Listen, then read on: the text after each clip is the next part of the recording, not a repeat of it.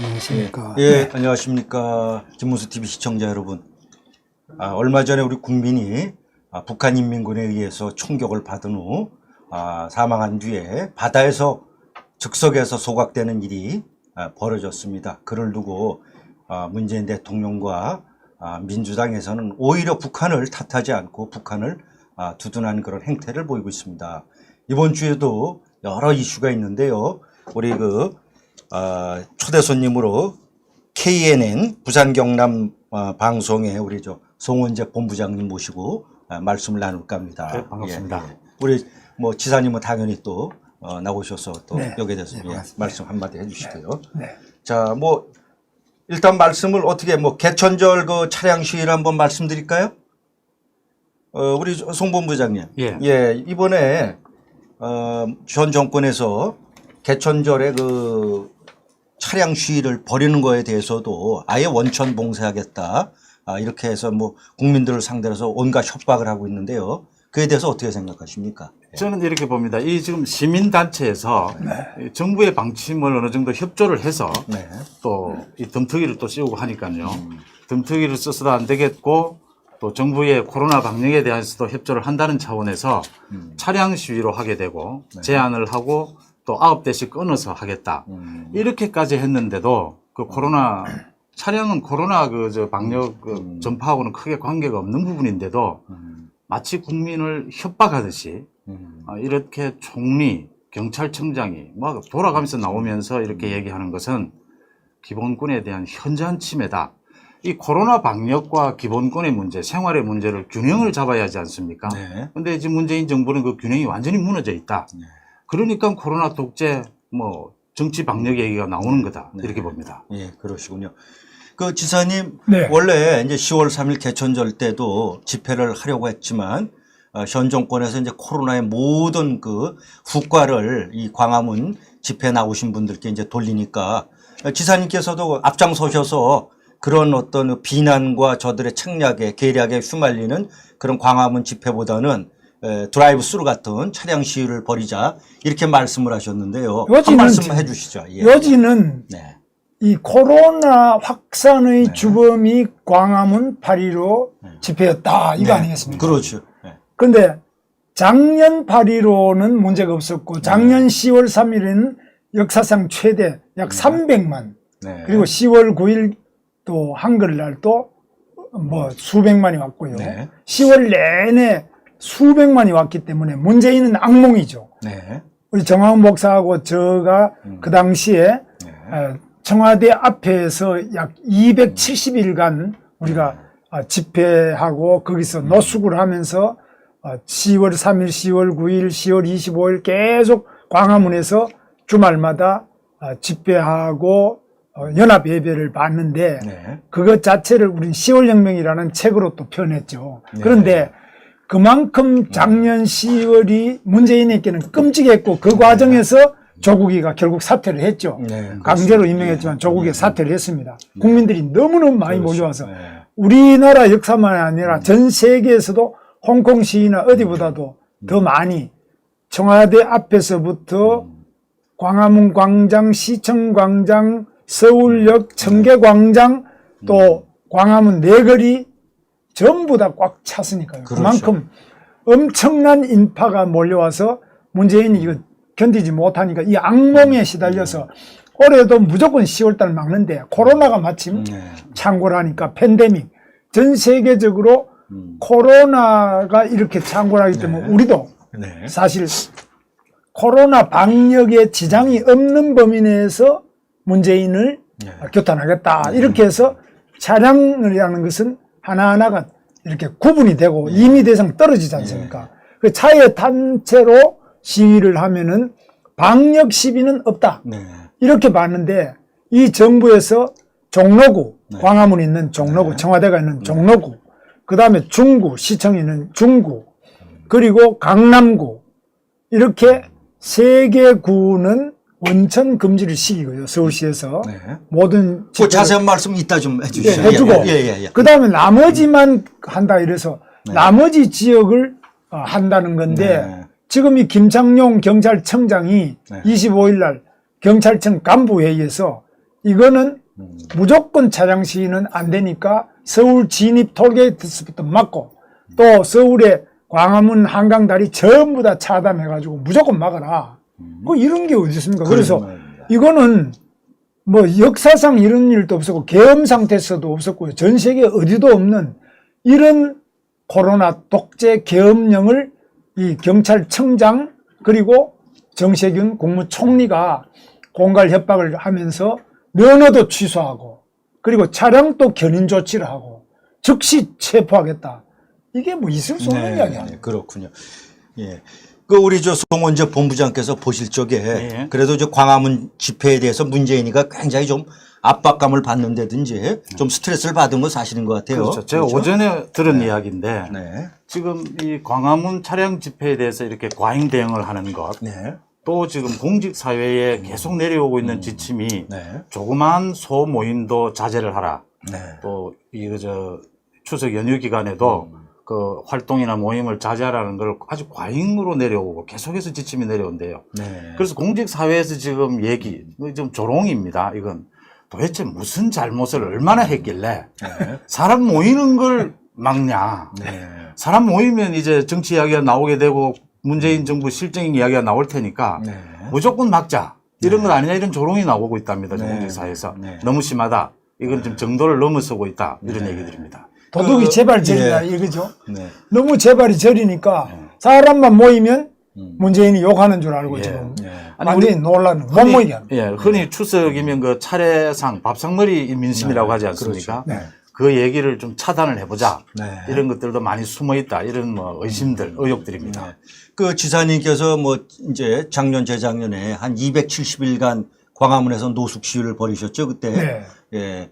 그때 그 열기가 문재인한테 사실 굉장히 좀 압박으로 작용한 거는 틀림없는 사실 같습니다. 그렇습니다. 문재인 뭐 잠을 못 자겠다 그랬어요. 네. 그 김정숙, 문재인 두 사람이 네. 도저히 청와대에 갇혀가지고 잠도 못 자고 밖에 나오려니까 전부 그 앞에 네. 텐트를 꽉 치고 계속적으로 철야 24시간 거의 300일 이상을 그 청와대 앞에 정문 앞 도로를 꽉 메우고 있기 때문에 그 앞에 지나가지를 못하는 상태. 그래서 주로 헬기를 타고 그러게 말이에요. 저도 가봤죠. 헬기가. 그때 많이 주로 찼다. 헬기. 예. 계속 헬기가 떴습니다. 그러니까 이 문재인 정권에서 이 광화문 집회에 대해서는 이렇게 심할 정도로다가 노이로제가 걸릴 정도로 이렇게 알레르기 반응을 보이는군요. 그런데 그렇죠? 그때 1년 전에 비하면 지금 그동안 얼마나 나쁜 짓을 많이 했어요. 지금 뭐 집값은 폭등을 했죠.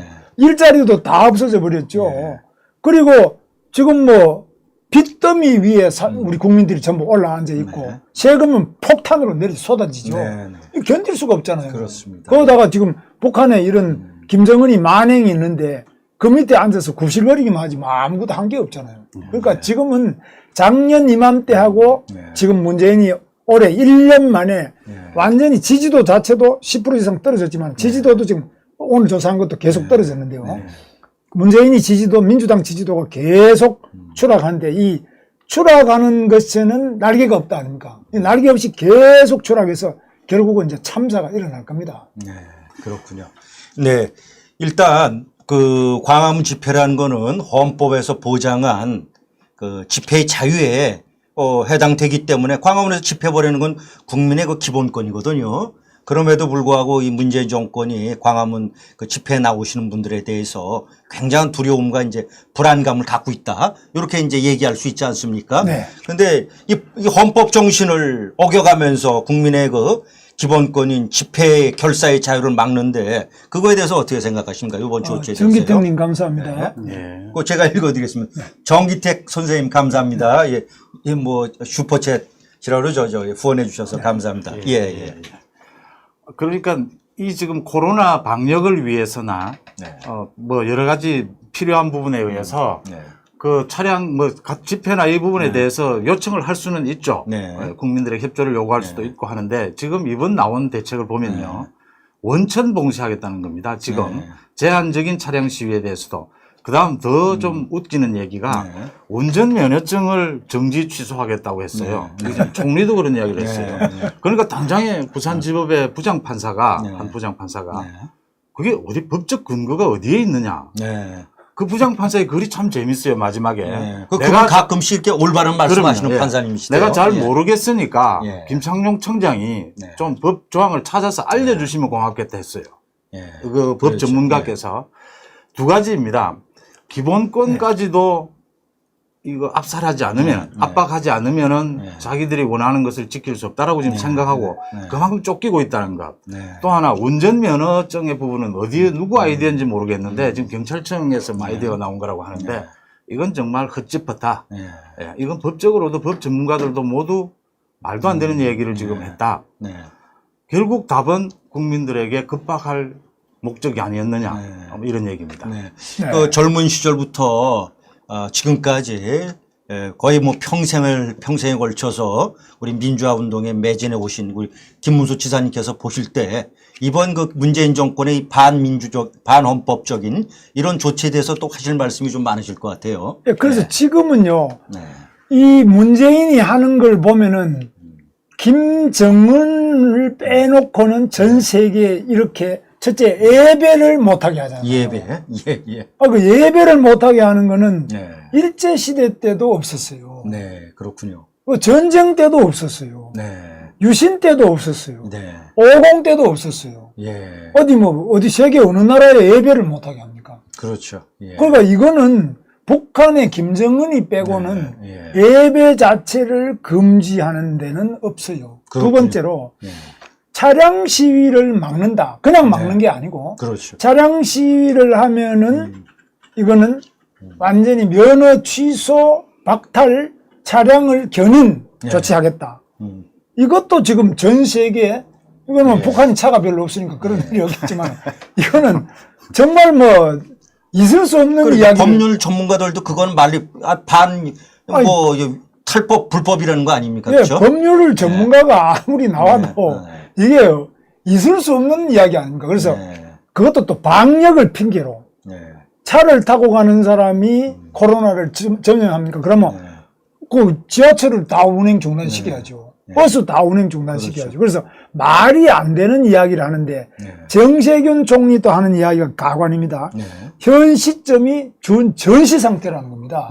전쟁이 일어났다는. 근데 이거는 유신 때도 이런 말을 안 했어요. 그때는 정말로 북한이 월남전이 일어나가지고 월남이 패망하고 이래가 정말 어려운 때인데 그런 때도 이런 말은 안 해요. 아니 오히려 준전시 상태라는 건 북한이 우리 양민, 우리 국민을 총으로 사살해서 소각시킨 이런 상태가 준전시 상태 아닙니까? 준전시 상태니까 오히려 김정은이한테 제대로 대응을 해야 되는데 준전시 상태라는 게 문재인이 반대 시위하는 사람 때문에 준전시 상태라는 겁니다.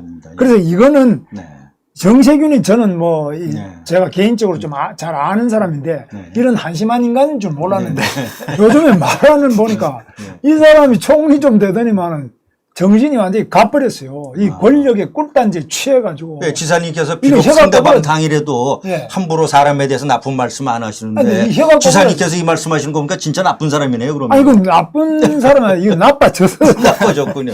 그런데 유시민이도 지금 하는 보면은 김정은이 보고 계몽군주라 그러잖아요. 그렇습니다. 그러니까 이 계몽군주가 뭔지를 지금 전혀 모르는 사람처럼. 그러니까 유시민이 거꾸로 된 역사라는 게 있어요. 그러니까 거꾸로 읽는 역사라는데 유시민이가 정말 어떻게 사람이 이렇게 타락을 할 수 있느냐. 완전히 맛이 가버리고 타락을 해버렸어요. 그래서 이 사람의 그 혓바닥이 이게 이 꿀단지를 빨아가지고 완전히 휘어버렸어요. 그러니까 혀가 휘어버린 게 이 유시민이, 정세균이 이런 사람인데 반면에 진중권이 그 다음에 기생충 교수, 우리 서민 교수, 이 기생충, 문재인이 편충, 조국이 말라리아, 정세균이는 이건 요충인지 외충인지.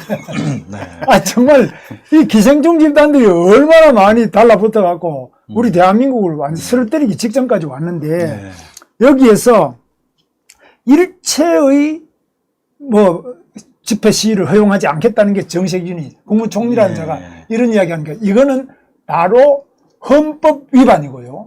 이런 자들이 또 나와서 정세균이는 또 기독교 신자라는데 예배도 못 보게 하는데 형법 158조 보면 예배를 방해하면요. 이거는 징역 5년 이하. 이 집시법 위반보다 더 심합니다. 그렇죠. 헌법 위반. 예배, 그 다음에 사람의 장례, 예. 예식, 이 제사 이런 거를 방해하는 자에 대해서는 집시법 위반보다 처벌이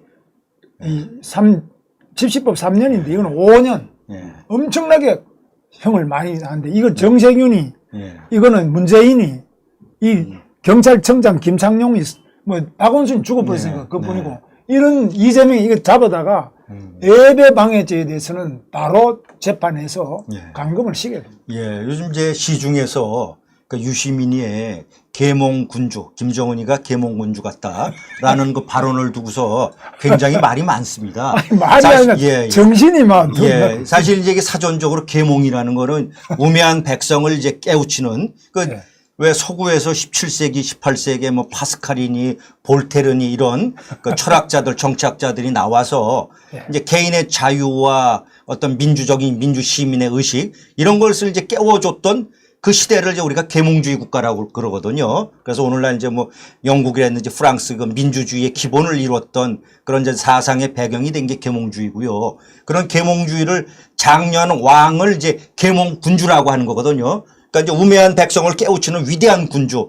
그러니까 한국으로 얘기하면 이제 세종대왕이라든지 그렇지 않으면 이제 조선조의 법의 근간이 되는 경국대전을 완성한 이 성종임금 이런 분들을 우리가 계몽군주라고 할 수 있는데 유시민이가 김정은을 거기에 대한 그런 분들한테 비교한 거 아닙니까? 어떻게 생각하세요? 예? 아니 지사님 말씀대로 조국 사태 이후에 이 뭐 민주당 또는 문재인 정부의 그 실권자들이 사람이 달라졌다는 얘기가 가장 유행이 많이 되고 있는 것 같아요. 저 사람 저런 사람이 아니었는데 왜 저렇게 됐을까라는 이야기가 조국 사태 이후에 많이 나오고 있다. 뭐 김창룡 청장만 해도 뭐 경남 출신이고 부산 출신이지 않습니까? 이 사람 부산 출신이에요. 예. 잘하시네. 예. 원래 이게 합리적인 뭐 노무현 정권 때도 청와대 근무는 했고요. 그렇죠. 근데 행정만 합리적인 했죠. 사람이었는데 지금 저렇게밖에 할 수 없는 입장에 갔다라는 거죠. 혹시 고향 사람이라고 편드는 건 아니죠? 원래 들 이유도 없고 뭐 네. 이렇게 제가 보면 네. 사실 청장이 된 게 얼마 되지도 않지 않습니까? 예, 지금 국방부 장관도 된 지 지금 일주일 조금 넘었습니다. 지금 뭘 방향을 잡고 하겠습니까? 그러니까 이것은 지금 그 유시민이가 계몽군주라고 한 것은 자기들 그 문재인 정부 정권 내에서 가이드라인을 준 것이다. 저는 그렇게 봅니다. 자, 이런 방향으로 가보자. 이 부분을 넘겨보자. 뭐 국민들에게 욕을 좀 먹더라도 뭐 대깨문이 있으니까 가보자라는 지침에 따라서 지금 이런 막말들이 나오고 있다.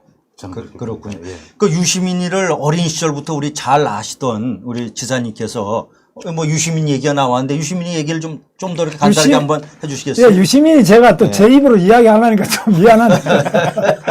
어땠습니까? 대학 유시민이- 젊은 시절 저랬나요? 유시민이 여동생이 예. 유시주라고 있습니다. 예. 이 사람도 서울대 예. 사범대학 국어교육과를 나왔어요.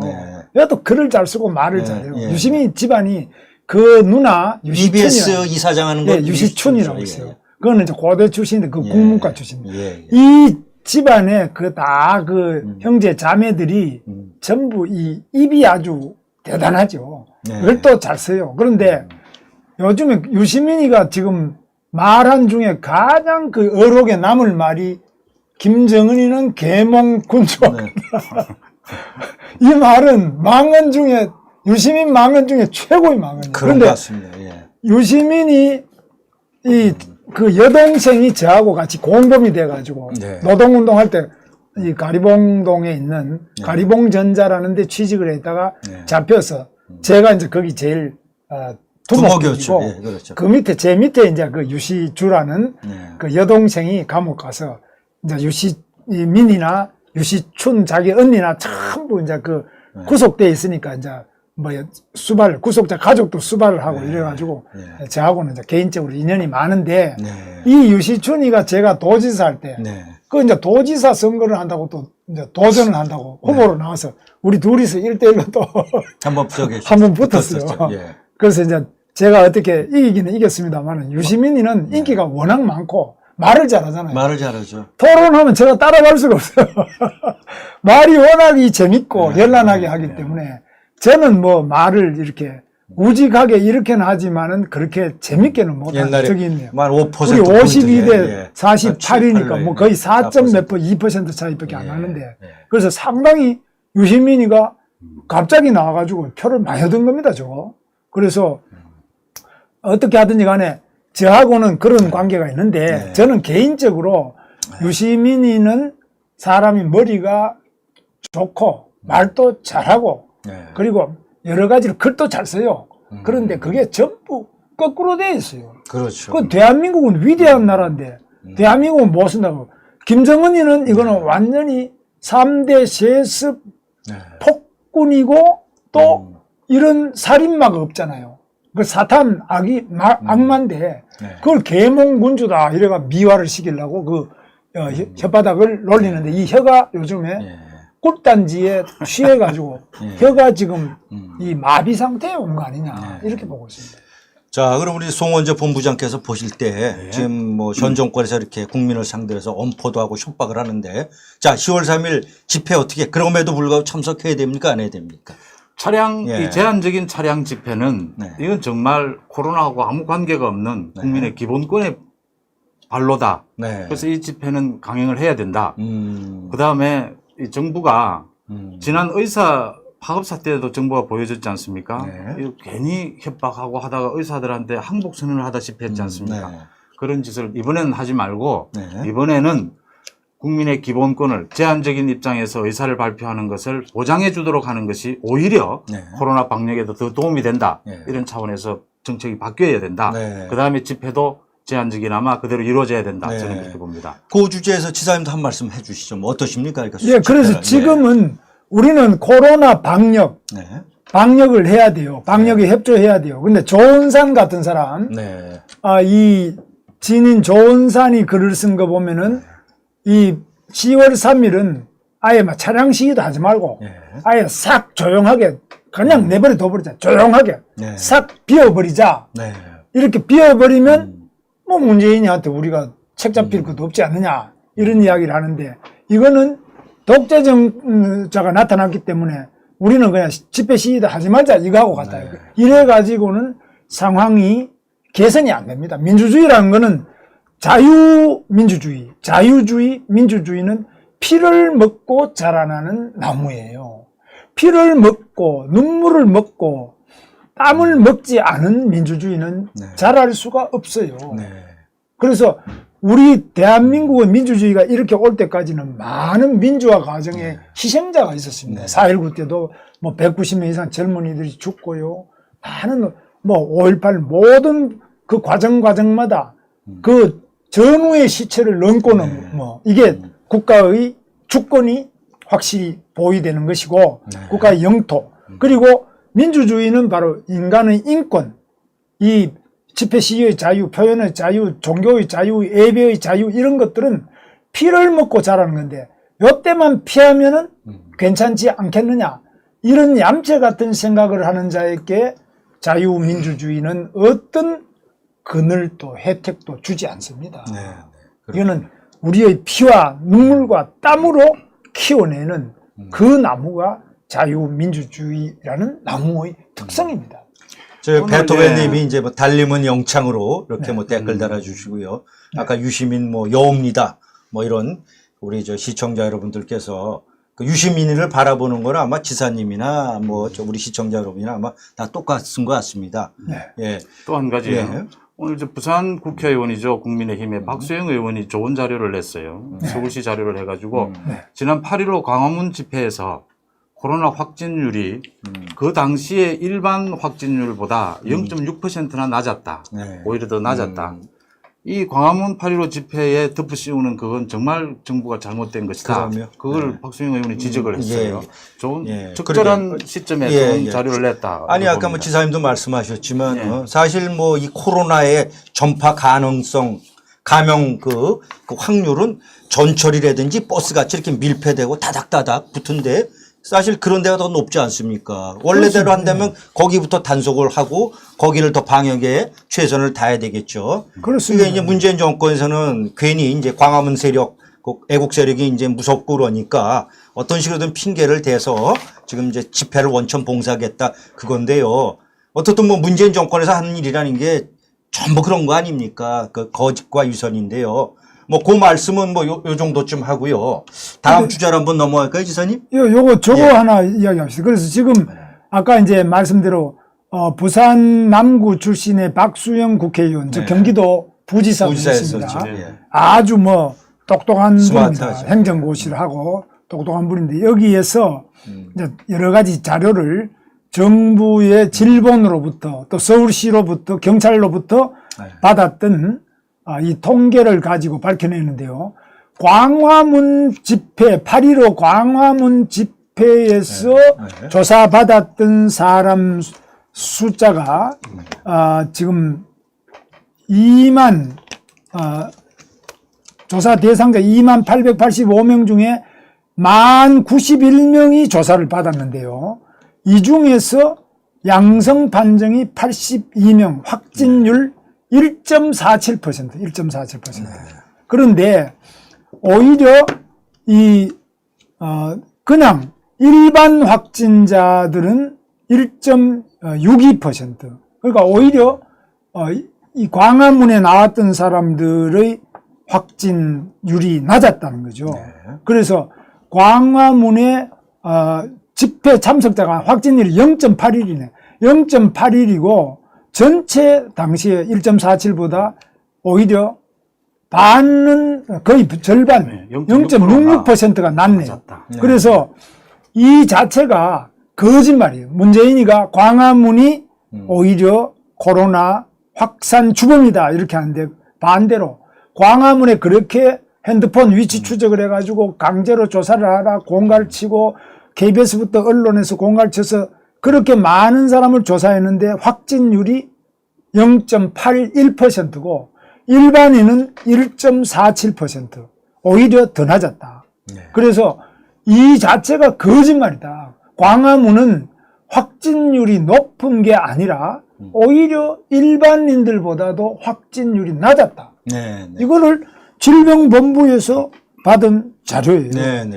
그러니까 이게 얼마나 거짓말적인지. 그러니까 이 통계 자료와 수치가 증명을 합니다. 이 문재인의 얘기가 완전 거짓말이라는 거를. 그러니까 우리 국민들도 아마 그걸 다 알고 계실 거예요. 근데 이제 지사님께서 이렇게 또 구체적인 숫자를 갖고서 그 통계 자료를 갖고 말씀하시니까 이제 더 설득력이 있고 더 이제 국민들께서 저렇게 진실을 알게 된 것 같습니다. 박수영 의원처럼 저렇게 구체적인 자료를 제시를 해야 되는 거죠.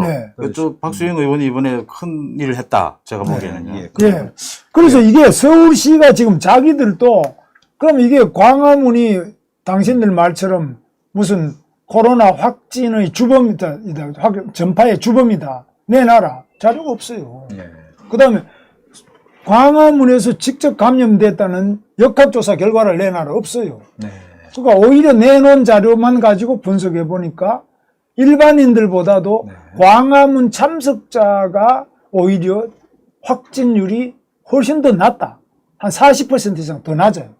그러니까 이거를 설명을 못 하잖아요. 그러니까 그냥 정치적으로 공갈치고 거짓말하고 통계를 조작은 이거는 못 하니까 이거는 딱 나와 있으면 통계 조작을 아무리 해도 그 결과는 일반인보다는 광화문 참여자가 확진율이 더 낮더라.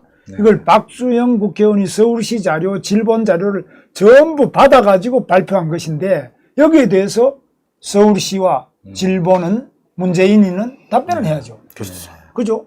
그냥 있는 게 아니라 그러니까 국민의힘, 박수영 국회의원과 국민의힘은 이 국회에서 이걸 따져가지고 정부의 답변을 확실히 받아주시기 바랍니다. 이 자료를 받아가 분석한 거는 지금 이제 제가 소개해드렸는데 확실히 왜 그러면 당신들이 문재인이가 정세균이 서울시의 그 시장 대행이 왜 질본에서 광화문이 바로 코로나 확산 주범이라고 했던 근거가 뭐냐? 잘못됐으면 사과해라. 그러면 허위사실 유포로 이거는 가짜뉴스로 KBS부터 각 가짜뉴스를 생산한 문재인이와 정세균이 그리고 질병본부 그리고 보도한 KBS 각 언론사 처벌해라. 이 소송 들어갈 겁니다. 그냥 안 했을 겁니다. 그렇군요. 하여튼 뭐 그 개천절 그 시위 얘기는 차량 시위 얘기는 이제 그 정도로 하고요. 또 뭐 다음에 또 계속 우리가 이제 그 주제를 갖고서 이제 말씀을 드릴 거고요. 자, 요 두 번째 주제는요. 우리 국민이 북한군에 의해서 총격 사살됐고 또 현장에서 시신을 소각하는 그런 이제 잔액 행위가 벌어졌는데도 불구하고 그걸 지켜보는 우리 국방부나 그리고 또 그 사건을 수십 시간 후에 언급하고 오히려 그 와중에 종전선언을 하고 또 조금 있다가 지금 민주당에서 또 북한 관광 결의안을 좀 통과시키겠다고 지금 난리들 치고 있는데요. 이게 완전히 그 비정상 아닙니까? 그거에 대해서 어떻게 생각하세요? 저는 이 북한 만행 이걸 보면서 여기서 가장 핵심은 물론 공동조사도 필요하고 하겠죠. 가장 핵심은 대통령의 시간이다. 대통령이 이틀 동안 그러니까 첫 보고를 받은 22일 오후 3시 36분 그 이후 이틀 동안 대통령의 행적, 대통령이 도대체 무슨 보고를 받고 무슨 지시를 했느냐. 그게 중요한 이유가요. 이 일이 있고 난 이후에 계속해서 의혹적인 이 사건을 전체를 들여다보면 전부가 의혹입니다, 사실은. 그렇죠. 왜 국민이 일단 북한으로 이렇게 가게 되면 그걸 월북이다라는 의심부터 하고 시작을 합니다. 그 다음에 대통령이 보고를 받고 난 뒤에도 3시간 동안 왜 구출 지시를 하지 않았는지. 그 다음, 뭐, 우리 간단하게 이야기하면 청와대에 뭐 근무를 해봤거나 취재 기자로 가봤거나 모두가 아는 게 이게 보고가 되지 않았을 리가 없죠. 그렇죠. 실시간으로. 그런데 이제 보고가 되지 않는 걸로 처리를 하려고 하는 의혹들. 그 이후에 대통령이 애써 북한에 대한 이 규탄이나 이런 말은 외면하고 애써 평화만을 강조했는지 그 이유를 모두 다 어느 정도 짐작하지 않습니까? 이 부분을 드러나기 위해서는 이틀 동안의 대통령의 행적이 나와야 된다. 지금 많은 사람들이 대통령이 이제 답해야 된다, 이 부분은. 라고 하는데 또 대통령은 조국 사태 이후에 보여준 버릇입니까, 이젠? 또 침묵을 지키고 있습니다. 뭐, 좀 우스개로 이야기하면 사과를 하면 또 잘하면 계몽군주가 될 수 있을 텐데 사과도 하지 않습니다, 지금 현재는. 이 부분이 정확하게 밝혀야 된다. 이 부분이 드러나면 우리가 의심하는 이 문재인 대통령의 북한 눈치 보기 이 부분들이 드러날 것이다 이렇게 봅니다. 지사님, 북한의 잔악 행위도 결코 용서할 수 없지만 문재인이가 이 와중에 또 북한을 싸고 도는 그 행위는 마치 때리는 시어머니보다 말리는 시누이가 더 밉다는 이런 속담처럼 문재인이가 더 괘씸하다고 많은 국민들이 이렇게 얘기를 하는데요. 지사님 어떻게 생각하십니까? 그렇죠. 이제 지금 문재인이가 자기 국민을 보호하고 국민의 생명과 재산을 보호하고 우리의 국가 영토를 지키고 영해를 지키고 적으로부터 우리 국민을 구해내고 적의 침략으로부터 우리 영해와 주권을 지키는 게 대통령의 취임 선서에 헌법에 나와 있는 그게 핵심적인 내용 아니겠습니까? 그런데 이 문재인은 자기 국민 생명은 이거는 김정은이가 사과도 안 했거든요. 그렇죠. 사과했다는 통지문도 읽어보면 전부 가짜예요. 조작 아니냐 이렇게 봐요. 전부 엉터리 사과문을 굉장히 미화 포장을 해가지고 그래가지고 이 배달 과정에 저게 상당히 문제가 있는 박지원이가 배달 과정에 저기에 맞춤법도 틀리고 뭐 적어도 저런 글이 어떻게 탈북자들이 전부 지적을 하잖아요. 이해란 박사든지 탈북자들이 북한에서 전혀 안 쓰는 맞춤법 안 쓰는 말을 그 안에 북한의 통지문에 거기 통일전선 조선노동당 통일전선부에 이 우리나라 국정원하고 같은 거죠. 거기서 온 통지문이 이렇게 돼 있다 한데 그 형식도 안 맞고 맞춤법도 안 맞고 용어도 다 틀렸고 남쪽 용어지 북쪽 용어 아니고 이런 완전히 냄새나는 가짜 통지문 같은 걸 지적하니까 이제는 또 청와대에 올렸던 걸 싹 다 좀 바꿨어요. 그렇죠. 그걸 이제 다시 위조를 좀 해가지고 그 덮어쓰기 해가지고 고치기 해서 지적하니까 그걸 또 해가지고 올려놨는데 이게 과연 가능한 이야기냐. 그리고 두 번째로 사람을 그래 죽였는데 그것도 우리나라 해수부 공무원 아닙니까? 그렇죠. 업도 지도 단원 아닙니까? 그런데 공무원이 그래 죽었는데 이거는 개 죽음보다 개를 죽여도 지금 우리나라 아마 지나가는 애완견을 그래 총을 쏘서 불에 거슬러가 길가에서 그래 죽였으면 지금 전국에 아마 개 사랑하는 동물 보호 단체에서 온 난리 났죠. 폭동이 일어났을 거예요. 그러면 맞습니다. 그런데 이거 어떻게 우리나라의 공무원의 수장이 바로 대통령 아닙니까? 공무원의 인면권자 최고의 임명권자. 임명권자가 대통령이고 네. 국군의 통수권자가 대통령인데 네. 이게 개 한 마리 죽은 것보다도 더 네. 김정은이가 사과도 아닌 사과 네. 그것도 또 가짜 냄새가 풀풀 나는 네. 이런 통지문 한 장 받고 한 유시민 같은 자는 네. 계몽군조라 그러고 또 지금 문재인이하고 청와대에서는 네. 이 사과에 감업을 해가지고 네. 완전히 황공하옵니다. 네.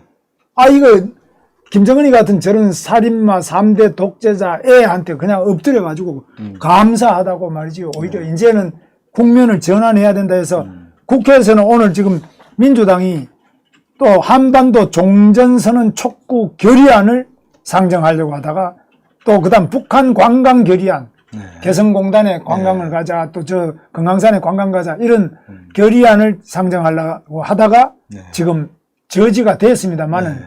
이 정신이 나가도 이러면 되겠냐 이거. 그렇죠. 이건 누가 봐도 이게 이제 종북행위 아닙니까? 네. 자, 그래서 문재인과 그 민주당의 이런 종북행위에 대해서 무슨 얘기만 하고 그거를 지적만 하면은 철진한 색깔론으로 다 지금 좌파들은 몰아붙이는데요. 네. 자, 언론인 입장에서 볼 때 우리 본부장께서 보실 때 그게 과연 팩트입니까? 아니면 철진한 색깔론입니까? 어떻게 생각하세요? 팩트죠. 네. 예, 지금 드러나고 있는 사실을 가지고 주장을 하는 거고 오히려 네. 역으로 이걸 지금은 색깔론으로 얘기하는 것이 오히려 지금 그냥 정치적인 주장일 뿐이다. 네. 저는 그렇게 봅니다. 네. 이 마치 약속한 듯이 이 이해찬 대표일 때부터 이게 이제 고정화됐습니다. 네. 이 청와대와 민주당 지도부가 네. 이 사인이 오면 민주당 의원들이 일사불란하게 네. 어떤 식으로 행동을 하는 것들이 그런 내용들을 보면서 민주당 의원 자신들도 쪽팔린다고 얘기하는 사람들도 많이 있어요. 네. 또 부산의 김혜영 의원 같은 경우에는 이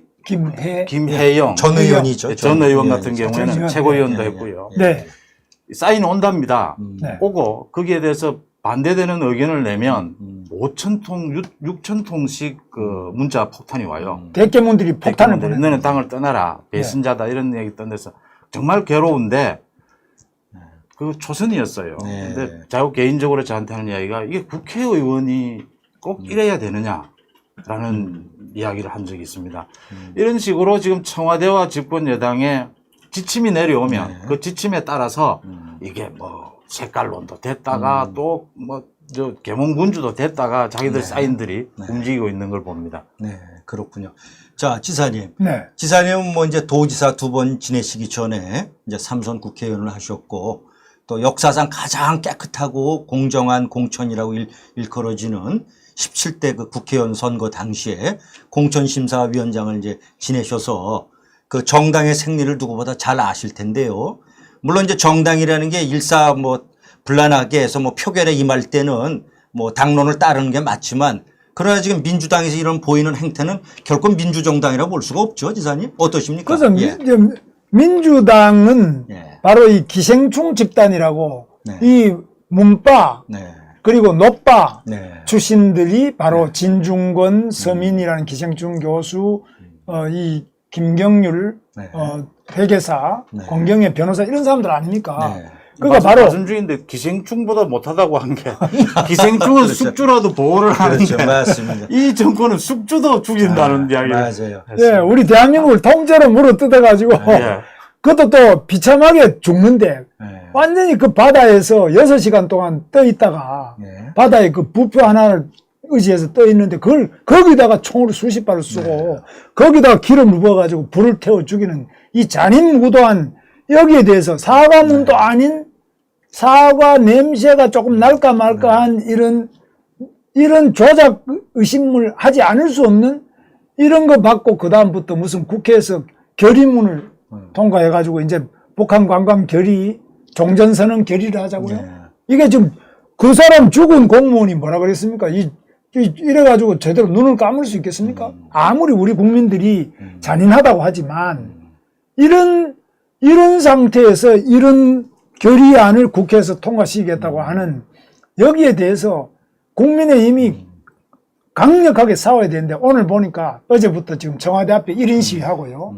그건 잘했어요. 네. 1인 시위하고 오늘 국회에서도 국회 계단에서 지금 또 시위를 하는데 그거는 잘하는 겁니다. 그래서 이번 기회에 대정부 현안 질의, 전원 모여가지고 하는 현안 질의뿐만 아니라 강력하게 지금 같은 경우에는 장애투쟁이라도 해야 된다. 지금 저들이 광화문에 집회를 막고 차량 시위도 막고 있는 상태에서 국회의원들이 나와서 활발한 의정 활동, 귀향 활동을 하면서 그 추석 끝나고 난 다음에 와서 바로 장애투쟁에 들어가서 문재인 청와대 앞에부터 지금 이 정식으로 전 국민과 더불어 싸워 나가야지 국회에서 지금 저희들이 숫자가 적다고 해가지고 자기들 수가 많은 걸 핑계로 대가지고 뭐 국민의 힘 자체를 국민의 힘이 아니라 이거는 뭐 아무것도 아닌 힘 빠진 당으로 보잖아요. 그리고 제대로 싸워야 된다 이렇게 봅니다. 이번에 국민이 이렇게 끔찍하게 피살되고 이 북한이 지금 북한군이 지금 아주 만행을 저질렀는데 그거에 대해서 분개는 안 하고 문재인이가 종전선언을 한다든지 북한을 좀 돕자든지 아주 친북한적인 친김정은적인 바람만 연신 쏟아내고 있는데 어떻게 생각하세요? 종전선언 부분은 그 하태경 의원이 지적을 잘 했어요. 이게 국제적 망신 아니냐. 지금 이런 사건이 일어난 것을 세계가 다 알게 될 텐데 그 당시에 23일 새벽에 종전선언 내용이 나간 걸 나중에 세계가 알게 되면 이게 웬 망신거리냐 하니까 그 이전 15일 날 제작이 되어 있어서 그 영상물을 바꾸기 힘들다고 했어요. 뭐 저희들도 지금 유튜브를 하고 있지만 영상물 바꾸는 것 그 얼마 걸리지 않습니다. 그렇죠. 내용 고치고 하는 거요. 그건 정말 대답이 아니다. 지금 그러면 종전선언 이 리듬을 가져가기 위해서 이 사건 자체를 지금 왜곡시키고 하는 걸로 결론이 났다라는 이런 의혹이죠. 그렇기 때문에 이제 보고를 받을 필요도 없어지는 거고 또 다른 이 북한에 대해서 북자도 꺼낼 이유가 없어져 가는 겁니다. 이런 부분을. 지금 이제 종전선언이라 하면 사실은 이제 유엔군과 미군의 어떤 그 주둔하는 근거를 좀 없애려고 그 하는 거 아닙니까, 지사님? 네. 그렇죠? 그 종전선언을 함으로써 미군이 주둔할 근거가 없어지지 않습니까? 미군 철수를 위한 그 디딤돌을 디딤돌이죠. 그래서 뭐 지사님께서도 뭐 도지사 계실 적에 그 뭐 이제 유럽의 독일에서 그 시상하는 아주 세계적인 그 인권 평화상 같은 거를 수상하시지 않았었습니까? 그때 뭐 이제 그때 뭐 잠깐 뭐 남북 통일에 관해서 좀 연설하셨던 걸 제가 기억을 하고 있는데요. 이 종전선언이라는 거는 이 북한이 완전히 그 전술을 지금 문재인이가 그 대변하는 거 아닙니까? 어떻게 그렇습니다. 생각하세요? 지금요. 지금 북한이 핵을 가지고 미사일을 가지고 오죽하면 유엔에서 지금 제재 결의안을 해가지고 계속적으로 북한의 추가적인 핵 개발 막고 미사일 개발을 막고 북한의 여러 가지 도발 행위 여기에 대해서 막기 위해서 전 세계가 유엔을 통해서 계속적으로 제재 결의안을 내고 있는데 이 문재인은 가장 위협하는 그 북한의 주적에 해당되는 문재인이가 지금 오히려 적의 편에 서가지고 김정은의 대변인 전 세계적으로 이거 공인된 명칭입니다. 지금 문재인의 김정은의 수석 대변인. 아니 김정은의 기쁨조처럼 이렇게 활동을 하고 있으니까 우리 국민들이 완전히 참 뒤집어지게 돼 있는 거죠. 그런데 이번에 공무원들 죽음에 대해서 문재인이가 지는 자는지 아마 박근혜 같았으면 이거는 벌써 탄핵이 되든지 촛불이 아니라 이거는 뭐 태극기가 지금 들고 일어나서 이 광화문에 누가 막아도 다 꽉 찼을 거예요. 그런데 우리 대한민국의 자유민주주의 세력이 워낙 지금 많이 어려워져 있기 때문에 그냥 있는 것이지 사실 이게 뭐 나라가 아니죠. 이게 대통령이 아니죠. 자, 그렇구나. 아까 뭐 말씀 나왔는데 그때 그 독일에서 받았던 그 유명한 그 인권상이 뭐죠, 내용이? 네, 잠깐 말씀해 주시죠. 독일에서 주는 그 상인데요. 당시에 그 드레스덴 그 시에서 주는 상입니다. 그래서 그 시에 그 당시에 독일의 민주화를 위해 가지고 애를 썼던 시민단체에서 시장도 하고 이제 여러 사람들 하는 이런 사람들이 모여가지고 회의를 해서 저한테 이제 상을 준 건데 저는 뭐 상당히 좀 과분한 그런 상황이죠. 이게 이제 그 뉴스가 안 알려져서 그렇지 그게 사실은 굉장히 권위 있는 어떤 뭐 민주화 인사한테 드리는 그런 상입니다. 뭐 지사님께서 그걸 오래전에 시상을 하셨고요. 저는 뭐 상 같은 걸 싫어하는 사람인데 그때 마침 독일에서 어디 상을 하나 준다 그래서 가서 받아왔습니다. 사실 말씀 중인데 요 방송이 지금 제 그 송원재 정치 톡에도 나가고 있다고 아니 그게 아니고 숫자가 좀 적어가지고 그러는데요. 제가 그래서 일단 한 1000명 넘으면 말씀드렸더니 뭐 이왕 말씀하셨으니까 그런데요. 우리 저기 송원재 본부장이 개인적으로도 또 유튜브 방송을 합니다. 그래서 송원재 제가 아입니다. 거기에 이제 뭐 정치톡이라는 그 프로를 진행하고 있으니까요. 우리 김문수 TV 시청자 여러분, 김문수 TV도 많이 시청해 주시고, 예, 우리 송원재 본부장이 하는 것도 시청을 좀 많이 해 주시기 바랍니다. 예. 그래요. 그래서 자, 우리 그 지금 현 정권이 지금 정권을 잡은 그 여러 가지 뭐 요인들이 있지 않습니까? 뭐 세월호 사건이라든지 그렇지 않으면 또 최순실과 엮어서 뭐 그 박근혜 대통령을 엮어서 거짓 선전선동을 해가지고 억울하게 이제 박근혜 대통령이 이제 탄핵을 당하셨는데요. 자, 그 민주당과 문재인이는 박근혜 대통령한테 세월호 7시간 동안 뭘 했냐? 그렇게 집요하게 지금까지도 그 물고 늘어지지 않습니까? 그렇습니다. 자, 그러면은 문재인이는 우리 국민이 저렇게 죽어나가고 그전에도 6시간 동안 해상에서 떠 있으면서 얼마든지 구할 수 있는 시간이 있었는데 아무것도 안 했습니다. 그거에 대해서 어떻게 생각하세요? 뭐 40몇 시간 동안 그랬다는 거. 네.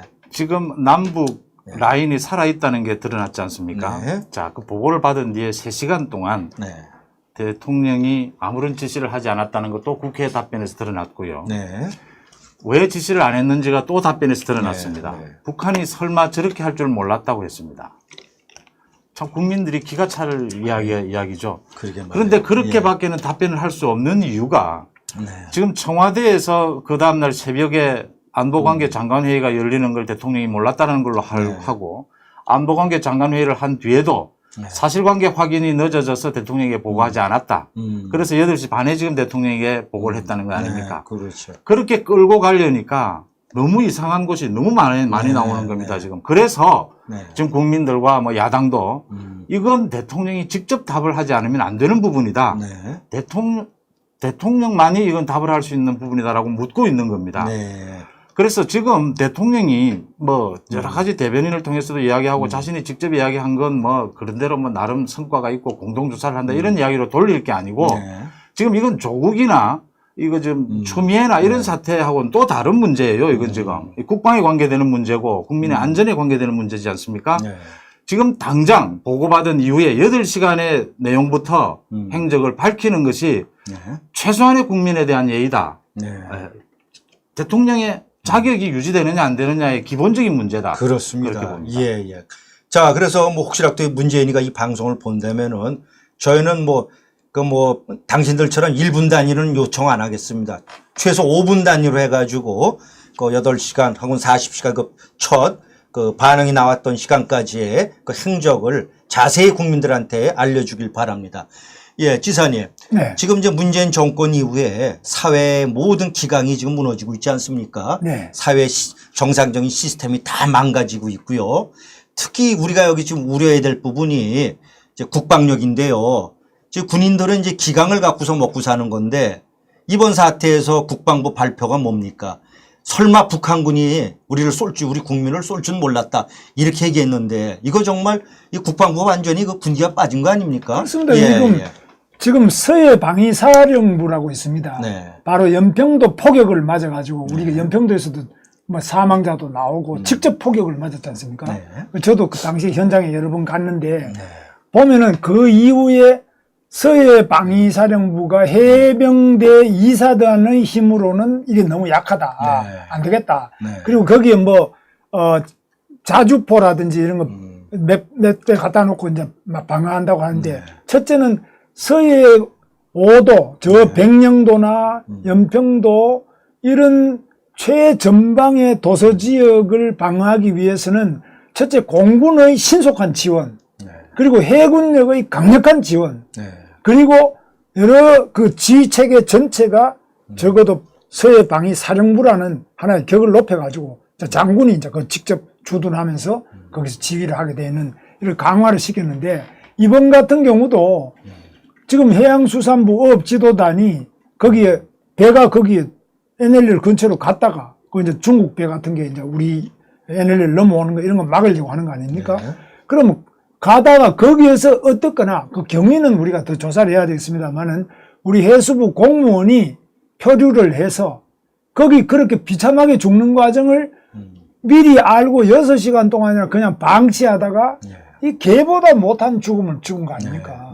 그럼 여기에 대해서 우리는 정말 전부 소름 끼치고 경악하고 이건 있을 수 없는데 여기에 대해서 대통령도 문제가 있지만 군도 이게 보통 문제가 아닙니다. 그렇죠. 군은 마땅히 이렇게 우리 공무원이 거기에 어려움에 처해 있는 걸 미리 알았으면 그거는 뭐 제가 볼 때는 미군이 준 자산, 우리의 감청 자산 여러 가지 자산에 의해서 저게 그 정보 자산에서 얻은 결과를 가지고 상황을 인지를 했으면 즉각 출동을 해야죠. 그래가지고 해군의 함정이 신속 함정이 출동하든지 공군이 출동을 하든지 다른 어떤 군사 그 긴급 전화를 통해 가지고 뭐 전화로 북에다가 통보를 하든지 이건 절대로 신변을 돌려보내라. 안전하게 돌려보내라고 촉구하고 거기에 대해서 경고하고 이런 어떤 신속한 군사 조치가 있고 북한에 대해서 우리의 의지를 표명을 해줘야 됩니다. 반드시. 뭐 접근 말라든지 또는 우리는 더 이상 잔인한 행위를 할 때는 폭격을 가한다든지 그 진지를 때린다든지 뭐 이런 강력한 그 제어 억지력을 발휘해 줘야 되는데 그냥 우리 공무원들이 거기 가서 정말 개보다 못한 죽음을 당하도록 이렇게까지 하는데 아무 조치를 안 해요. 대통령도 그리고 국방부도 뭐 해수부도 그 누구도 아무런 조치도 하지 않아서 이런 비참한 일이 나고 지금 거기다가 사과도 아닌 사과를 했는데 이제 그 살인 그 만행 다 지우개로 지우듯이 없어지느냐. 그럼 박원순이 왜 죽었습니까? 그 성추행 좀 하고 사과하면 그뿐이지. 박원순이 같은 저런 성추행범도 자기 죄책감을 가지고 뭐 자기 목숨을 바치지 않습니까? 그럼 이 김정은이는 사람들을 죽이고도 전혀 그냥 사과 같지도 않은 사과를 그 통전부를 통해 가지고 그것도 본인이 한 것도 확인이 안 됐죠. 본인도 안 했어요. 안 했죠. 그럼. 그런 식으로 한 그걸 받아 가지고 유시민이부터 민주당이 전부 다 가업을 해서 이거는 종전선언 결의안을 통과시키자 한 북한 관광 결의안을 통과시키자 오늘 아침부터 이런 난리를 치는데 이거는 제가 볼 때는 주체 사상의 꿀단지에 취해 가지고 정신이 나간 이거는 마약 한 사람들이 지금 차를 몰고 질주하다가 죽는 것처럼 이거 대한민국을 주체 사상에 취해 가지고 나라 전체를 지금 대형 사고를 치기 직전이기 때문에 이거 문재인이 끌어내는 것밖에 답이 없어요. 하여튼 6시간 동안 그 공무원께서 살아 있었고요. 또 우리 군인들이 그 지켜보지 않았습니까? 그 NNL을 넘는 게 뭐 부담스럽다면 아까 지사님 말씀하셨지만은 한라인을 개설해서 우리 국민이 이렇게 떠가고 있는데 우리 국민을 남쪽으로 보내라든지 이래서 살릴 수 있는 조치와 그 시간이 충분했거든요. 충분하죠. 그럼에도 불구하고 손 놓은 국방부나 그럼에도 불구하고 북한과 김정은을 두둔하는 이 문재인 이거 정말 문제 있는 거 아닙니까? 그래서 지금요 9.19 군사 합의라는 게 뭡니까? 이 문재인이 직접 북한에 가가지고 직접 군사 합의를 했지 않습니까? 그러면 김정은이하고 둘이 군사 합의한 게 바로 서해 그 이번 사고 해역은 평화수역으로 돼 있어요.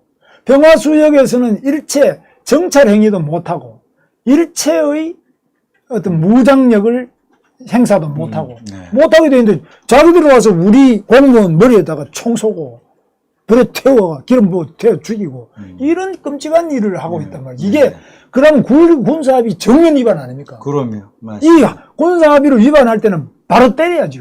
그렇습니다. 바로 보복 타격을 바로 해야 된다고 저는 봅니다. 그러니까 이제 이번 사태에서 우리가 지금 가장 그 뼈 아프게 반성을 해야 되고 또 개선해야 될 점은 국민의 생명을 지키려고 하는 그런 노력이 부족했고 또 결과적으로 그런 노력이 부족해서 이런 끔찍한 이런 참혹한 죽음을 맞이한 거 이거에 대해서도 또 북한에서 이의를 제기하고 항의하고 재발 방지를 해야 되는데 그걸 안 했다는 거 오히려 지금 북한을 감싸게 하고 두둔하고 있지 않습니까? 문제의 심각성은 이런데 어떻게 생각하세요 이게 또? 문재인 예. 정부의 이런 친북 북한 발악이는 계속 이어져 왔던 거죠. 근데 이번에 이렇게 심각한 만행 앞에서도 바뀌지 않는다라는 게 이제 심각한 거고 네. 앞으로도 계속 이어질 거다라는 걸 누구나 짐작을 할 수가 있는 부분입니다. 네. 그래서 차제에 문재인의 그 대북 정책의 네. 실패는 이번에 정확하게 짚어져야 되고 노선을 바꿔야 된다. 네. 문재인 대통령이 뭐 정책을 바꾸지 않는 걸로는 이미 뭐 이골이 날 정도인데 이번은 문재인 대통령의 시간, 그 지금 대답하지 않는 시간, 그 부분에 대해서 밝혀내서 행적을 문재인 전체의 문재인 정부의 대북 정책 전체를 한번 점검해야 된다. 그러지 않으면 앞으로도 남은 임기 지금 1년 7개월 남았습니까? 이거 뭐 1년 7개월 남아서 다행이라는 사람도 있고 또 1년 7개월이나 남았냐는 분도 있는데 앞으로도 더 위험한 일들도 벌어질 수 있다. 차제에 그런 부분들입니다. 자, 공무원이라는 거는 자기 한 행동에 대해서 잘못이 있으면 그거에 대해서 이제 응당제 책임을 져야 되는데요. 자, 이번 이런 이 참혹한 사태에 대해서 어느 누구도 지금 책임을 안 지고 있습니다. 그래서 뭐 문재인이를 물러나는 게 뭐 가장 뭐 좋은 방법이겠지만은 저렇게 안 나오고 버티고 있는데 어떻든 간에 누군가에 대해서는 지휘 책임을 물어가지고 이 책임을 지운다든지 처벌해야 되지 않겠습니까? 지사님 어떻게 생각하세요? 그렇습니다. 지금 이거는요, 이런 엄청난 책임이 일어난 게 대해서 우선 진상조사가 중요합니다. 그런데 북한에서 진상조사를 사실상 거부하고 오히려 협박 공갈을 하죠. 우리가 공동 진상조사를 하자고 바로 어제 저녁에 이제 이 청와대에서 회의를 했어요. 그래서 관계 장관들 회의를 대통령 주재로 긴급 안보관계 장관 회의가 어제 오후 3시부터 4시 반까지 있었다. 거기에서 공동조사를 요청했다 이렇게 됐어요. 그래서 공동조사를 요청했는데 북에서는 오히려 여기에 대해서 그 우리 해역 NLL 이남 지역 이남 지역의 수색 유류품에 대한 거 뭐 여러 가지 그 순직한 이번에 피살된 그 공무원에 대한 여러 가지 흔적을 수습하는 과정에 대해서 경고를 오히려 합니다. 뭐 그냥 그런 식으로 접근하면 자기도 자기 수역이다. NLL 인정 안 하면서 우리 수역인데도 자기 해역처럼 공갈을 치는 이런 아주 엄포를 놓고 이런 식으로 하는데 여기에 대해서도 또 가만히 있어요. 그래서 이게 지금 우리의 영예를 지킬 수도 없고 우리의 국민의 생명도 지킬 수도 없고 지금 우리의 주권도 지금 완전히 무참히 짓밟히고 있는데 여기에 대해서 대통령이 첫 번째 책임 그리고 군의 장관부터 군과 그다음에 서해방위 사령부 그리고 해수부 담당 공무원 모두 다 이거는 책임을 져야 됩니다. 그렇죠. 이게 재발 방지를 위해서도 그렇고요. 그리고 또 국가의 어떤 그 근본 기강 이거를 재확립한다는 차원에서 최소한 안보 라인, 이 국방 라인에 관해서는 경질이라든지 그런 어떤 가시적인 조치가 있어야 됩니다. 그렇지 않으면 이런 일이 또 재발할 수 있거든요. 그런 생각에 그런 주장에 대해서는 어떻게 생각하세요? 일단 저 채팅에 올라오는 게 지금 증거인멸의 우려도 있고 이랬는데 지금 지사님이나 이렇게 이야기할 때가 아니다 이런 이야기도 좀 올라오고 있습니다. 지금 다들 얘기가요.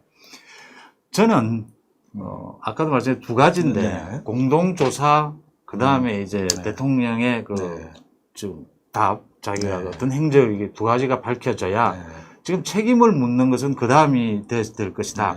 대통령이 지금 어떻게 해서 자기의 행적도 정확하게 밝힐 수가 없고 자꾸 숨겨야 되고 두 번째 북한에 대해서 어떤 얘기도 할 수 없는 이 지경이 이르렀느냐라는 것들이 국민이 지금 가장 지금 한탄을 하는 부분이거든요. 상황이 이러니까 북한이 우리에게 저렇게 막된 행동을 해도 이제 뭐 별 문제가 없겠구나. 지금 지사님 말씀하신 대로 저런 만행을 저지르고도 또 공동조사를 하자라고 하는 입장에 NLL까지 뭐 자기들 침범하지 말라고 이야기를 하거든요.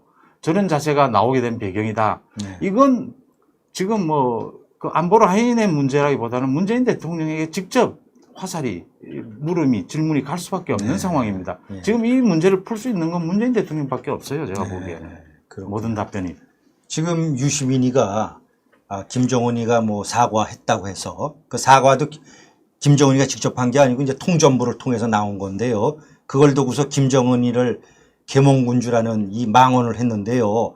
이 생각은 유시민의 생각이 아니고 지금 문재인을 중심으로 한 여권 주류의 지금 생각을 대변하고 있다고 좀 생각이 되는데요. 지사님 어떻게 생각하세요? 그래서 지금요, 이 주사파에 대해서 제가 늘 이 문재인 등장할 때부터 제가 계속 글도 쓰고 제가 발언도 많이 하고 있습니다만은 이 주사파라는 것들이 지금 현재 대한민국의 문재인과 청와대를 다 잡고 있고 민주당과 국회를 다 쥐고 있고 KBS와 모든 언론 방송을 다 쥐고 있고요.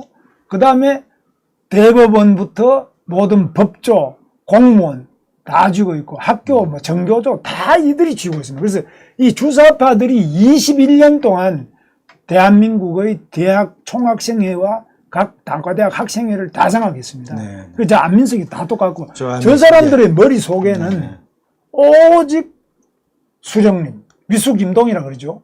위대한 수령 김일성 동지, 위수김동. 그리고 친지김동, 친애하는 지도자 김정일 동지. 이것만 계속 외치면서 북한에 밤이 되면은 북한의 방송, 대남 방송, 단파 라디오 갖다 놓고 그것들 다 그런 인간들이에요. 이런 인간들이 지금 현재 국회의원이 돼가지고 생각하는 게 오매불망 그저 김정은이는 계몽군주다. 김정은에 대한 이 주사파의 사상에 취해가지고 이거 아무리 학살을 하고 지나가는 개를 그래 죽여도 저거는 완전히 동물학대죄를 바로 잡혀갔을 겁니다. 맞습니다. 그런데 우리 대한민국 해수부 공무원이 요 김재련 그 변호사 그 박원순한테 성추행당한 변호사가 써놓은 글 보면은 아니 이 공무원이 이혼을 했다고 그러면 저렇게 김정은이가 개보다 더 못하게 죽여도 되느냐. 그 다음에 빚이 좀 있다고 해서 개보다 못하게 죽여도 되느냐. 뭐 하여튼 그 글을 아주 제대로 썼는데요. 이런 식으로 비참하게 죽였는데 문재인이 이제 사과, 이제 애도 성명을 이제 애도 발언 이제 해요. 이게 며칠째입니까? 저도 벌써 애도 표명을 다 했는데. 아니 이게 뭐 좀 하고 싶었겠습니까? 대통령이라는 자기 직접적으로 국민의 생명을 보호할 책임이 있는 자가 자기 공무원이 이렇게 비참하게 개보다 못하게 죽고 불태워졌는데 이제 와서 아니 저 송구하다는 한마디로 끝낼 문제가 아니죠, 지사님. 어떠세요? 김정은 사과가 각별하다고 했습니다. 그러니까 결국은 저 김정은을 또 띄워주기 위해서 저런 건데 문재인이가 만약에 진정으로 저 사과하려는 마음이 있다면은 뭐 안보이란을 싹 경질해서 참 새롭게 좀 일신해야 되는 거 아니겠어요? 사과의 어떠세요? 전제 조건은 자신이 뭘 잘못했는지를 이야기해야 되는 거거든요. 내가 이런 점에서 좀 부족했다. 그래서 이걸 사과한다라는 게 돼야 되는 거거든요. 지금 문재인 이야기하는 것은 지금 자신이 잘못한 건 거의 없어요. 지금 애둘러 갑니다. 국민 생명 보호 위한 정부 책무를 앞으로 강화하겠다. 뭐 앞으로 뭐 어떻게 하자 할 테니까 이 부분은 넘어가자 이 얘기입니다. 자신이 잘못한 부분 이번에 지난 나흘 동안 그 부분을 정확하게 얘기를 하고 이런 부분에 대한 잘못은 이런 책임을 지겠다. 앞으로는 이걸 바꾸겠다. 정책 노선을 또 뭐 안보 라인을 이렇게 하면서 사과를 하는 것이 진정성 있는 사과라고 할 수 있죠. 그렇죠. 예, 근데 지금 여기 지금 나온 걸 보면 속보를 나온 거 보면요 이렇게 돼 있네요. 문재인이 오늘 청와대 수석 보좌관 회의에서 지금 이 해수부 공무원 A씨 총살 사건과 관련 여기에 대해서 상심과 유가족들의 상심과 비탄에 대해 애도와 위로의 말씀을 드린다. 이렇게 해놨는데 이게 며칠 만이냐 이겁니다. 일주일 만에요. 무려 일주일 만에 125시간 만에 나왔다 그러네요. 일주일 만에 애도 위로 송구의 말이 있고 북한에 대한 이 공무원을 이렇게 무참하게 참살한 북한의 김정은에 대한 이야기가 한마디도 규탄하는 말이 없어요. 이게 국군 통수권자고 이게 국가 원수고 이래가지고 공무원을 지휘할 수 있습니까? 이래가지고 우리 국민의 생명을 지킬 수 있습니까? 맞습니다. 제 내용을 보니까요 진정성은 전혀 없고요. 오히려 좀 김정은이를 위로하는 것 같네요. 보니까 애도 위로 송구라는 건 이거 그 희생자한테 드릴 말 얘기가 아니고 김정은의 사과 각별한 의미가 있다. 매우 이례적이다. 이래서 이제 김정인을 띄우고 있는데요. 그런데 저 안민석이는 또 이렇게는 안민석이는 예. 종전선언을 했다면은 이런 참사가 없었을 총살이 것이다. 없었다 그렇게 얘기를 했죠. 이렇게 어제. 나왔는데 예. 안민석 제대로 들어요. 예. 당신이 말하던 박근혜, 박정희가 숨겨놨다는 400조 스위스은행 돈 찾아왔어요? 이거 완전히 새빨간 거짓말쟁이. 근데 종전선언을 하면 어떻게 되느냐? 종전선언을 하면 바로 미군을 철수하라고 쟤들이 앞장서서 할 겁니다. 그러면. 전쟁 끝났는데 왜 미군이 있느냐? 그래서 종전선언에서 미군이 철수하면 안민석 당신도 바로 지금보다 더 참혹하게 김정은한테 죽을 거예요. 예. 내가 분명히 경고합니다. 예. 안민석 그러면은 오산에서 이제 국회의원 5번을 했는데요. 저 안민석이 이제 윤지호 데려와가지고 또 정치 공작하던 사람 아닙니까? 네. 그리고 지난번 때는 박근혜 대통령 탄핵할 때는 자기 당에서는 이제 종횡무진 활약을 한 거죠. 400조 원을 뭐 박정희 대통령께서 스위스은행에 은닉해놨다는데 아니 400조면 지금 화폐로도 4천억 달러예요. 대한민국 경제 규모가 세계 10위권인데 여태까지 모아서 한 외환 보유고가 4천억 달러가 지금 안 되는데 약간 넘거나 안 되죠. 그 박정희 대통령 시절에 뭐 돈 쌓아놓을 게 있다고 400조면 4천억 달러를 스위스에다 은닉을 했겠습니까? 저자는 입만 열면 거짓말과 선전선동인데 저런 사람을 오산에서 5번 당선시켜줬다 그래가지고 요즘 오산 시민들이 지금 전국적으로 좀 조롱을 당하고 있어요. 그래서 욕도 잘해요. 욕도 잘하죠. 저 사람이 프로필 보면 만날 지사님 서울대 나왔다 그러거든요. 전공이 뭔지 아세요? 안민석이? 체육이죠. 체육이에요. 태권도장 하던 애인데 이 뭐 국회 그 오산 시민들이 이제 품격을 좀 지켜야 되는데 제가 지금 오산의 시민들 품격을 좀 떨어뜨리고 있어요. 저 안민석이라면 정권 바뀌면 각종 공작행위로 징역 당연히 그 감옥 갈 친구인데 예 어떻든 뭐 안민석이 얘기 나오면은 뭐 또 다른 또 할 얘기가 많으니까 뭐 안민석이 이제 그 정도로 하고요. 자 그래서 뭐 아까 다시 뭐 지사님 말씀하셨지만은 자 우리 언론인 입장에서 보실 때 종전선언이라는 게 어떤 그 후과와 영향을 그 결과를 갖고 온다는 건 알고 계신 거죠, 그렇죠? 자 거기에 대해서 뭐 좀 한 말씀 해주시죠, 뭐. 예. 일찍부터 문재인 정부가 종전선언을 계속 이야기를 했고 추진해 왔죠. 네. 추진해 오면서 이제 간단하게 말씀을 드리면 지사님도 말씀하셨다시피 지금 북한의 비위를 맞춰줘야 되니까 그래야 북한으로부터 뭘 또 선물을 얻을 테니까 이 부분이 걸려 가지고는 더 이상 진척이 안 되니까 이 부분을 선물처럼 자신들이 추진해 가겠다라는 것인데 이번에 자신들이 의도하지 않았던 이런 이제 북한의 만행이 끼어든 겁니다. 끼어들어서 지금 다 자기들의 계획이 헝클어진 거죠, 지금. 그리고 수습을 어떻게 해야 될지 지금 제가 보기엔 갈피를 못 잡는 것 같아요. 일단 종전선언 저 자체 내용이 문제가 있고요. 저거를 제가 지금 거듭 말씀드리는 것은 저것이 이 시점으로 잡았다 하더라도 그 만행이 발생을 했으면 변화를 가져와 줘야 되는데 문재인 정부가 보이는 특징 중에 가장 그거 한 게 유연성이 전혀 없습니다. 딱 경직되어 있습니다. 어떤 목표를 세우고 아까 주사파 말씀도 하셨는데 그 스타일이죠. 어떤 목표를 세우면 어떤 변수가 생기더라도 그 목표를 향해서 달려가는 겁니다. 모든 상황을. 그걸 다 무마하는 형태로 막 끌고 가는 거죠. 지금 종전선언 적어도 아주 뭐 위험하고 걱정거리가 많은데도 불구하고 저렇게 이 만행에도 불구하고 끌고 가려고 지금 하고 있는 겁니다. 그렇군요. 우리가 이제 다음 주제가 또 하나 남아 있어가지고요. 이제 그거를 하기 전에 지사님께서 현 요 사태에 대해서 간단하게 뭐 한번 정리를 해 주시죠. 지금은 이제 야당이 제대로 해야 됩니다. 지금 보시다시피 야당이 죽기 살기로 이 나라를 구해야 되고 죽은 공무원만이 아니라 살아있는 많은 사람들 그중에 야당이고 국민 모두 다가 김정은이한테 지금보다 더 참혹하게 다 죽을 수 있습니다, 이게. 그래서 종전선언이라는 저 말이 얼마나 위험하냐. 저게 바로 6.25와 같은 전쟁을 불러일으키는 도화선이 되고요.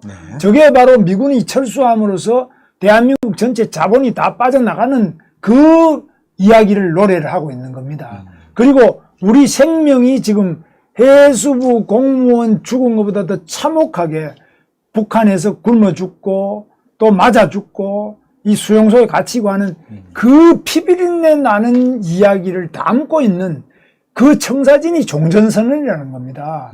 종전선언을 통해서 미군을 철수시키고 미군이 철수된 다음에 적화 통일로 가는 고속도로를 뚫자는 게 종전선언인데 여기에 대해서 야당이 싸워야 됩니다. 국회에서만 싸울 게 아니라 바깥에 나와서 전 국민과 더불어 이걸 싸워서 막아야 됩니다. 야당의 존재 이유는 이 투쟁인데요. 숫자가 적을 때는 뭐 일당백의 자세로다가 저항하고 항거해야 되는데 지금 야당의 모습에서 그런 모습이 좀 사라졌다는 게 좀 안타깝습니다. 예, 뭐 이번에 이제 마지막 주제요. 그 내년에 서울과 부산에서 이제 그 보궐선거가 있습니다. 우리 뭐 송은재 본부장은 뭐 부산 사나이로서 또 누구보다도 또 부산의 부산 갈매기 그 내용을 잘 알고 계신다. 어떻게 전망하십니까? 뭐 좀 내년 서울 부산 선거 관련해서는 이제 가장 최신 뉴스가 서울시장 관련해서는 그 미스터 트롯 방식을 이제 가동을 해보겠다. 사전에 모델을 만들어 보겠다고 해서 지금 뭐 야당에서는 국민의힘에서는 모델을 만들고 있고요.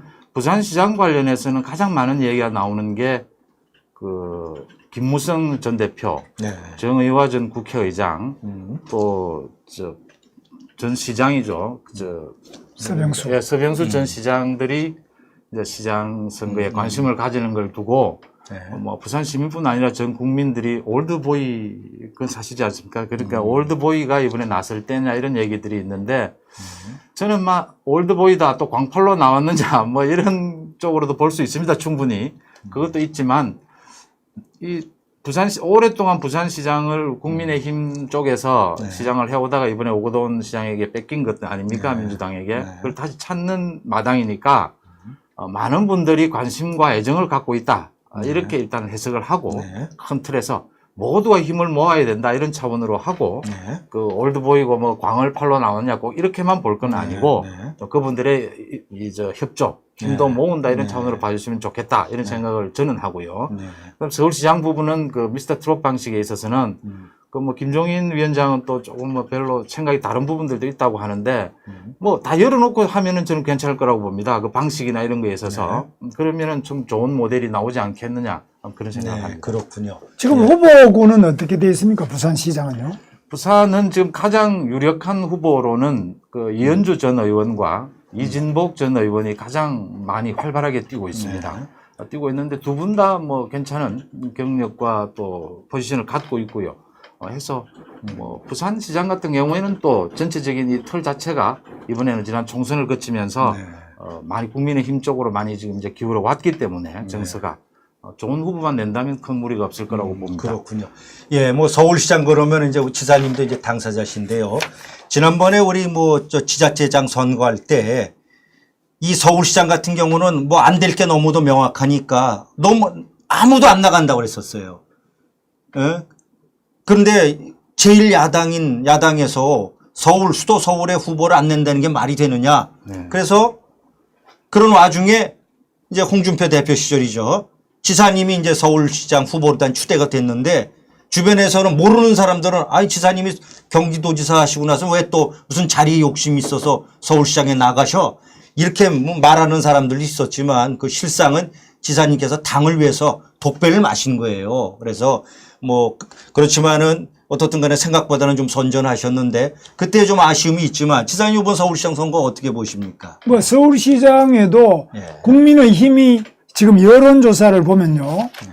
오늘 발표된 여론조사 보면 리얼미터지만은 국민의힘이 지지율이 떨어졌지만은 민주당이 더 많이 떨어져서 민주당이 34.1, 국민의힘이 28.9네요. 그래서 격차가 5.2%인데 전주보다 조금 줄어들었다고요. 그래서 현재로서는 적어도 서울시장 후보의 경우에도 국민의힘 후보가 상당히 유력한 후보가 될 거로 봅니다. 그건 저 같은 경우는 당연히 지금 당적이 없는 무소속입니다. 그렇기 때문에 국민의힘 쪽에서 누구를 공천하느냐 이게 가장 중요할 것 같고 나머지 일반 시민단체 뭐 다른 정당 이렇게 합쳐가지고 전부 다 자유민주주의 세력들이 힘을 합쳐서 하나의 후보를 내야 되겠는데 이건 어떻게 될지 아직까지는 잘 잡히고 있지 않습니다.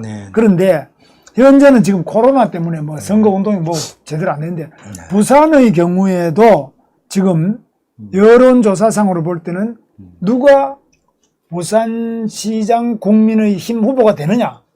국민의힘 공천이 당선의 가장 중요한 첫걸음 아니겠습니까? 그렇습니다. 그러니까 국민의힘 내에서 어떻게 부산시장 후보를 정하냐. 이건 아마 서울시장도 비슷할 것 같아요. 서울시장은 부산시장보다는 훨씬 더 야당이 많은 데니까 쉽지 않기 때문에 더 국민의힘 이외에 다른 정당, 시민단체, 무소속까지 합쳐가지고 하나의 전체 합쳐진 연합 공천식으로 해서 하나를 만들어내야 될 것 같고, 부산은 국민의힘 단독으로 해도 당선 문제는 없다. 문제 없다고 보죠. 그렇죠. 예, 그래서 어떻게 이 점이 좀 차이가 안 나겠습니까? 차이가 난다고 봅니다. 그래서 지금 이제 뭐 하마평에 오르는 그 후보들 몇 사람이 있는데요.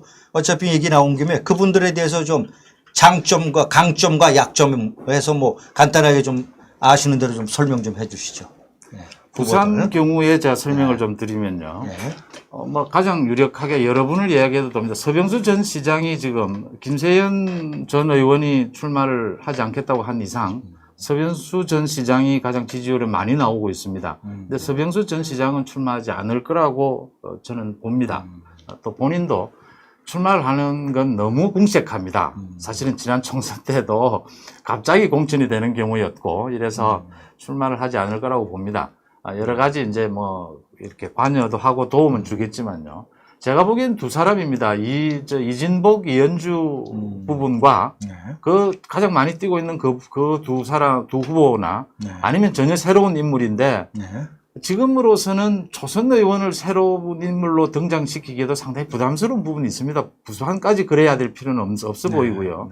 그럼 이진복, 이현주의 대결이라고 본다면 이진복은 경륜, 이현주는 새로운 인물, 개혁적인 또 인물로서 또 뭐 확실하게 보수의 어떤 이 아이콘이라고 있지 않습니까? 또 전투력도 뛰어나고요. 이런 부분들이 있어서 부산 시민들의 관심이 어디로 갈 건가를 보게 되는데 그 두 분의 특징은 그렇고요. 저는 서울시장과 부산시장 그 선거 이야기가 나온 김에 한 가지만 더 말씀드리면 이 후보를 선출하는 방법, 후보를 이 뽑는 방법도 중요하지만 또 한 가지는요. 아직 박원순 오거돈 그 성추행 사건에 대해서 드러나지 않은 사실이 너무 많이 남아 있습니다. 이 부분을 선거 막바지까지 집요하게 추궁해야 된다. 이거 지금 많은 부분들을 은폐시키고 있거든요. 그런 부분들에 대해서 야당이 적극적으로 나서서 해가는 작업도 같이 해야 된다. 이 후보 선출과 함께 그렇게 봅니다. 그렇군요. 뭐 지사님도 한 말씀 어떻게 해주시죠? 그래서 지금은 워낙 이 대형 여러 가지 사건이 많이 터지고 있고 또 코로나 때문에 선거 운동이나 이런 것들이 어려운 상태입니다. 그래서 현재 기성의 정당, 국민의힘 이런 데 중심으로 여러 가지가 많이 설계되고 또 진행이 될 겁니다. 그런데 이게 이제 조금 더 추석 지나고 앞으로 이제 코로나 사태가 어떻게 되느냐 이런 것들을 위한데 자칫하면은 코로나로 인해 가지고 너무 많이 침체시켜 놓고 또 코로나 때문에 4차 추경했지 않습니까? 돈을 계속 풀어 가지고 내년에도 돈을 풀어서 계속 하면은 이게 부산시장은 내가 모르지만 서울시장이 또 뒤집어질 수 있다. 그러니까 성추행 그렇게 한 박원순 다음에 또 저 민주당에서 또 먹을 수도 있다. 왜냐하면은 제가 어제도 산에 가보니까 산에 영감들이 모였는데 저보다 나이가 조금 많거나 거의 비슷한 사람들이 모여가지고 뭐 한 10여 명이 앉아 있는데 거의 다가 이 돈을 받아 먹고 요즘에 돈을 준다 그러잖아요. 이 돈을 많이 뿌리니까 나이 좀 든 사람들은 굉장히 노후가 걱정이 되는 찰나에 돈을 계속 주고 돈 받아가라 그러니까 요즘도 돈 받아가는 서류가 계속 집으로 많이 와요. 이게 돈 타가라고. 그래서 이 돈을 뿌려가지고 국민의 세금 폭탄과 빚더미를 가지고 돈을 계속 뿌려가지고 이 민심을 끌고 나가는 이 문재인, 이 민주당의 여러 가지 흉계, 국민의힘이 또 맞장구를 쳐요. 이걸 막아야 되는데 같이 맞장구 쳐가지고 같이 하는데 돈 풀기로 하면 여당이 유리합니다. 아무래도. 그래서 돈 선거가 돼버릴 때는 굉장히 여러 가지 변수가 있다. 이 점을 제가 말씀을 안 드릴 수가 없습니다. 이제 어느덧 시간이 뭐 장시간이 흘러서요. 이제 뭐 마무리 말씀을 드리겠습니다. 이거 나가시기 전에요. 좋아요, 구독 꼭 눌러주시고요. 뭐 정기 구독도 꼭 좀 부탁을 드리겠습니다.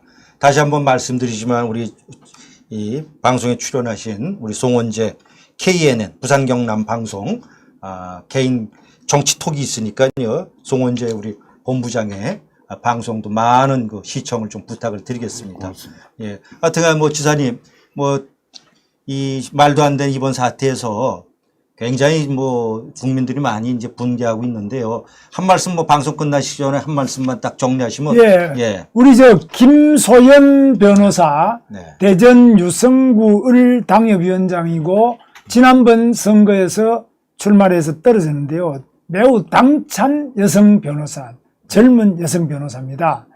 아기도 잘 기르고 있는데 이분의 추석 현수막, 그 지역구에 원래 현수막을 쭉 걸잖아요. 현수막이 저기 보이네요. 보면은 달림은 영창으로 이렇게 해놨어요. 달림은 영창으로. 매우 인상적이고 아주 이쁘게 잘 만들었어요. 네, 저기 네. 달림을 그려놓고 저 달림은 영창으로 보내자 이렇게 되어 있습니다. 그런데 그 밑에는 가재, 붕어, 개구리까지 이 조국이 말처럼 조국 말하는 붕어, 개구리, 가재도 저 달림을 보면서 마음을 따뜻하게 그리고 달림은 영창으로 말씀드립니다. 예, 그렇군요. 제 소원입니다. 예, 그렇군요. 그 영창이라는 뜻이 두 가지가 있는데요. 하나는 창문을 얘기하는 거고 하나는 감옥을 얘기하는 겁니다. 아마 국민 여러분들께서는 무슨 뜻인지 다 아실 겁니다. 하여튼 지금까지 김문수 TV 시청해 주신 우리 시청자 여러분께 감사드리겠습니다. 예, 다음에 찾아뵙겠습니다. 예.